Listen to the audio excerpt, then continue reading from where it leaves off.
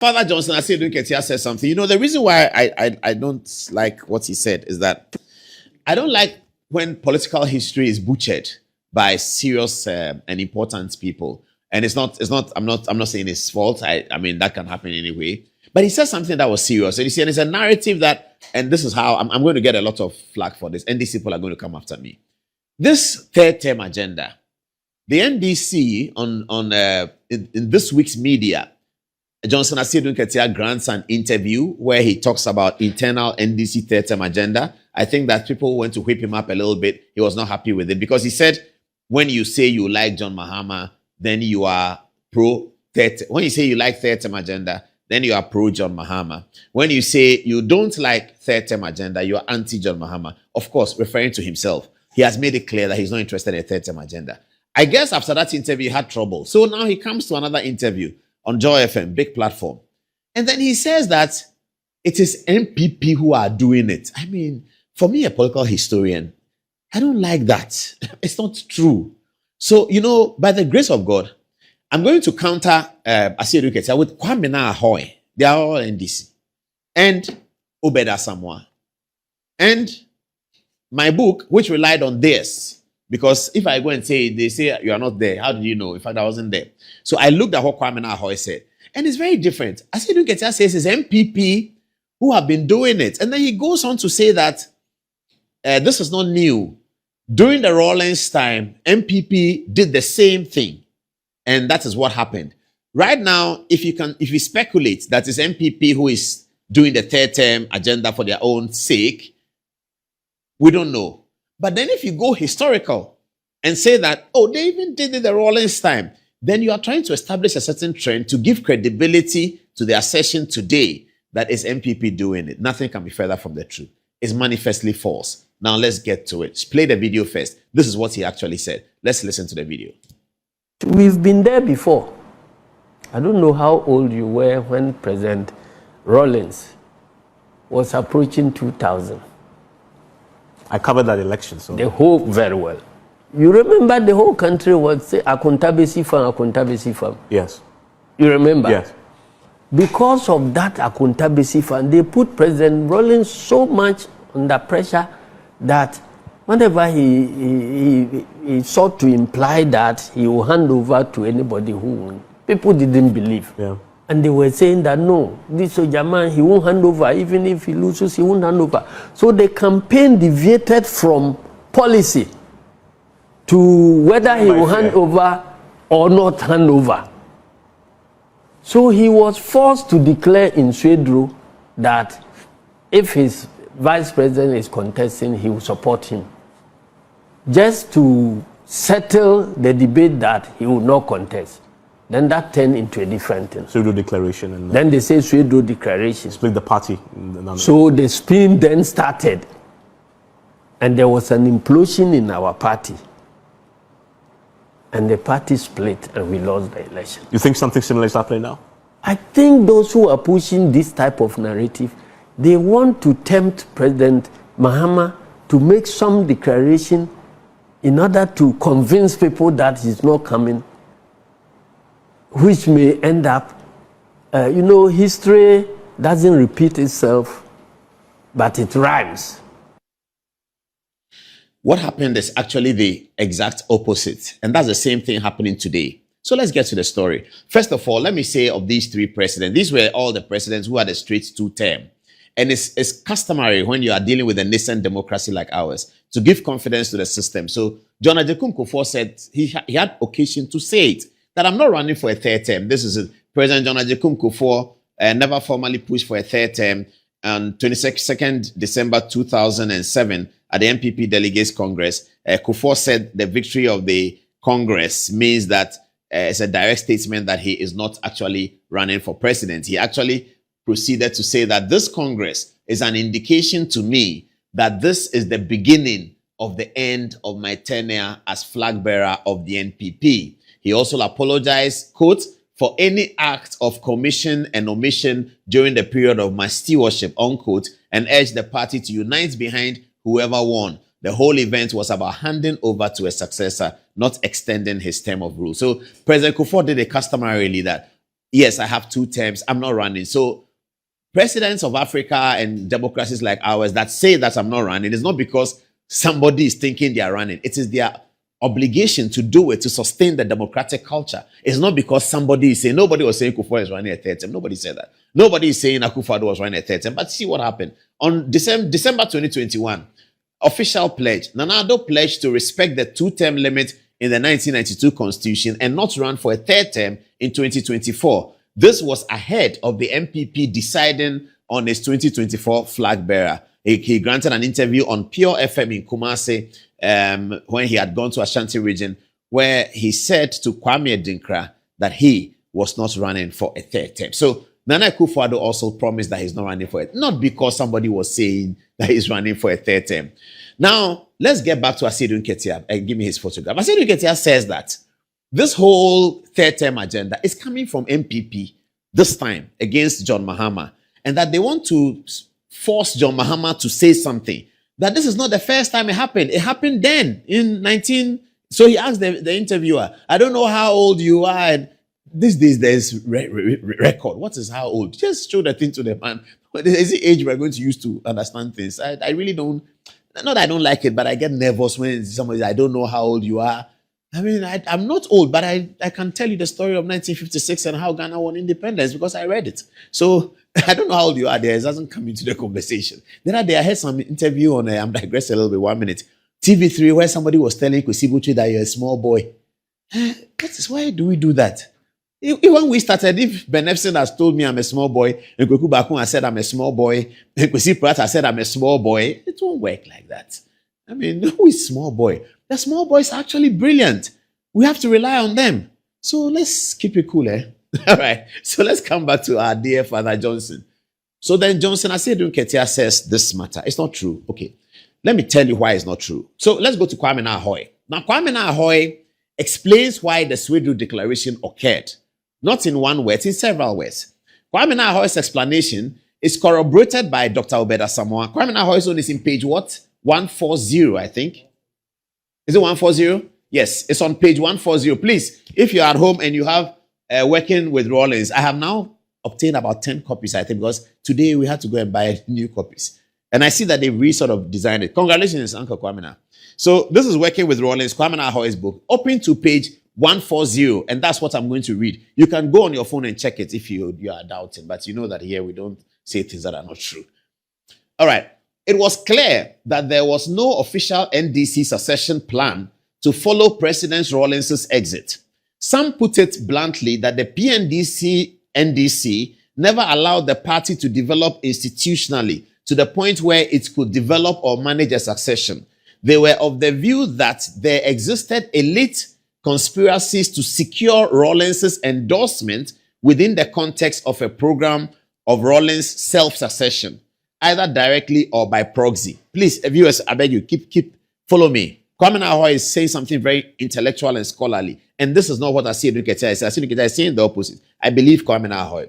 So he says that there was some things going on. Let me go on, you understand it. Rumors, he said, also abounded about unofficial succession plans that had been hatched or were being hatched by individuals or groups within the party.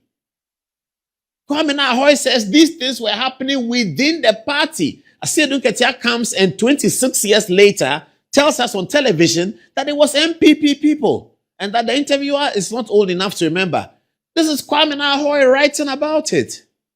I love Asiedu Nketiah, don't get me wrong, but I have to put these things. It's my work to do that, isn't it? Kwame Ahwoi said these things were happening within the party, the NDC party.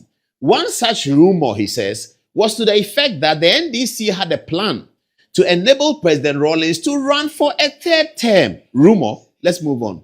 That plan would involve getting the Supreme Court to render a Rosemary Kwam type of judgment in which a plaintiff will be found to try to convince the court to interpret the Constitution to mean that president could run for more than 2 terms. This is Kwame Ahwoi. This was a strategy 26 years ago. Find somebody, go to Supreme Court, let them interpret it. I'm not saying it. This is Kwame Ahwoi. Forget about Asiedu Nketiah. No, don't forget about him, but he didn't. What he said is not being borne out here. All right. Another of such rumors involved plans for a straightforward attempt by the NDC government to amend the constitution through a referendum to allow for presidents to run for more than 2 terms. Does that also sound familiar? I don't know. Let me move on. I was not aware of any such plans existing. I am sure that if there had been any such plans, I would have been one of the first to know. That I did not know must mean that there were no such plans. Okay. Kwame Ahwoi talks about what is happening, and being who he was in the scheme of things, he was the legal brain. He wasn't the attorney general, but he was the legal brain. So in the scheme of things, Kwame Ahwoi is saying that if they were thinking about a Supreme Court matter, or they were thinking about a constitutional amendment, I am one of those people who would know. That I didn't know means that these rumors may not have been true. Stay there with me. Let's move on. And then page 141 now, it says, however, and you know what the word however means. He says something, he said, however, hold it. Some people disagree with me. They argue that my non-awareness of efforts towards a 3rd term for Rawlings did not mean that the option did not receive serious consideration among certain sections of the party. There you go. This is Kwame Ahwoi. He says somebody came to tell him, however, that Kwame, the fact that you don't know that we are doing 3rd term, it doesn't mean that we are not doing it. We were actually doing that. There were serious considerations among certain sections of the party. They think it only meant that that option was not was abandoned before my inputs were required. So Kwame Ahwoi is saying that those people are telling him that, Kwame, I bet you're a lawyer. We have to finish the Jaguda before we bring it to you. We are doing the kakla. That's how we do it in politics. And Miracles will tell you that's how they do it in politics. They finish the thing. When they finish cooking it, then, hey, lawyer, this is where we want to go. Take us there. And then lawyer will say, oh, we will get there, but it will take 2 weeks for the bill to lie in parliament and want to beat the lawyer up. 2 weeks, you think we have time? That's politics. So Kwame Ahwoi is saying they told him that, the fact that he didn't hear means that the thing died. Like it will reach your table. Anyway, let's move on. He says, according to this view, quote, there were many power blocks around President Rawlings. Another rumor unofficially, unilateral plan was for Nana Akufo-Addo Rawlings, the wife, to succeed her husband as NDC presidential candidate. What appeared to give credibility to the rumor was the reported arrival at the Tema Harbor of large consignments of T-shirts containing Kunedu for President's 2000 T-shirts and other Nana Akufo-Addo Rawlings paraphernalia. I, Kwame Ahwoi, however, did not have any evidence to support the rumor. Other NDC personalities who were rumored to be interested in succeeding President Rawlings included Dr. Obeda Samoa, Mr. J.H. Uswe Champon, and Alhaji Mahama Idrisu. Now, viewers, you put this in yellow because this is the most important part, and this is ending. He says, Rawlings appeared not to be too happy about all these ambitious conspirators orchestrating to take over the baton from him and conceived a plan to preempt these moves and nip the conspiracies in the bud. His aim appeared to be to curtail the simmering ambitions of all those persons who saw themselves as heir apparent. This, it appeared, was Rawlings's real reason for the Swedru Declaration. So this is the reason. So Asiedu Nketiah should not blame MPP. And he should not tell a story that's not borne out by history.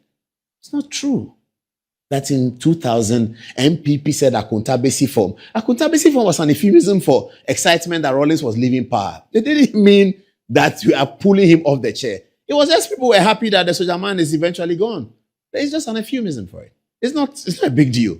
So you don't come on Joy FM. NDC people, please forgive me, I beg you, your party chairman. It's a history I'm just putting right. I'm not denigrating him. I respect him, but the history, I have to put it right. This is my work. I'm a news reporter. So when I heard him, I quickly went back because I've read Kwame Ahwoi's book. So it occurred to me that, this is Asiedu Nketiah is saying, I'm not sure. I pulled up the book I read. I said, yeah, sure. I'm right. I read the book. So this is what Kwame Ahwoi is saying. Now, the same thing is happening now. And I'm guessing, and forgive me to say, that I think Asiedu Nketiah is trying to obscure that. Rawlings said there was infighting to succeed him. There was fighting. He's fighting to succeed him. And Ahwoi says that is why he came to do the Asiedu declaration, of course. And Rawlings was close to Ahwoi in those days. Far after Nketiah was very far away. Ahwoi was in the saddle. I mean, he was dealing with the matter. So this is the same thing happening. John Mahama is talking and doing the things he's doing because there's too much fight to succeed him, including Asiedu Nketiah.